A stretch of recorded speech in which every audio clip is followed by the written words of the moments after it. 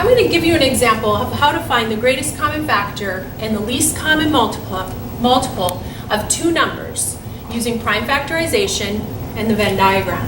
It's really a cool procedure, and I hope that you can get your head around this at some point. At any rate, so remember in our lesson on prime factorization, we wanted to find the prime factorization of these numbers. So I'm going to go ahead and start with 24. I'm going to use 4 times 6.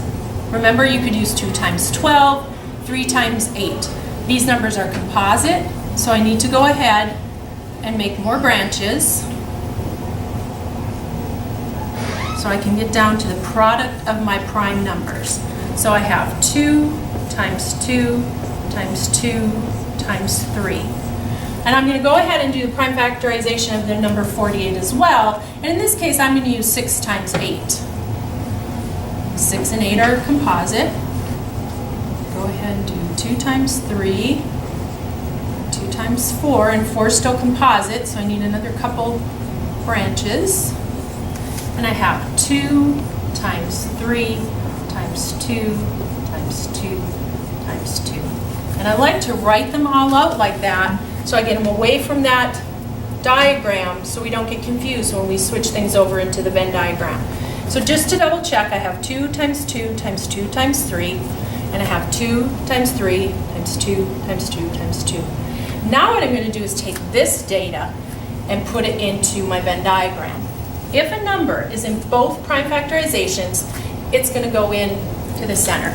So I'm going to start by crossing out a pair of 2's, put that into the Venn diagram, and I've got another pair of 2's, and that goes into the center.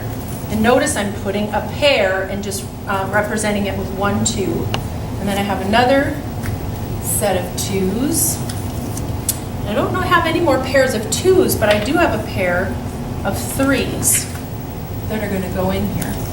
Now, there's nothing left over with my 24, but with my 48, I've got this 2 left over. So I need to think about this circle as my 48, and this is my 24. This little leftover goes in your circle for your 48.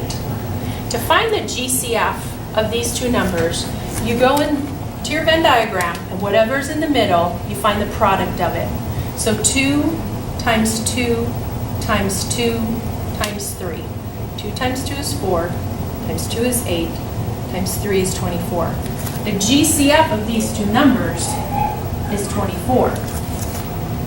In order to find the least common multiple, we take our GCF and multiply it by whatever's left in the circle. So 24 times 2 is 48. And I got that by 24 times 2.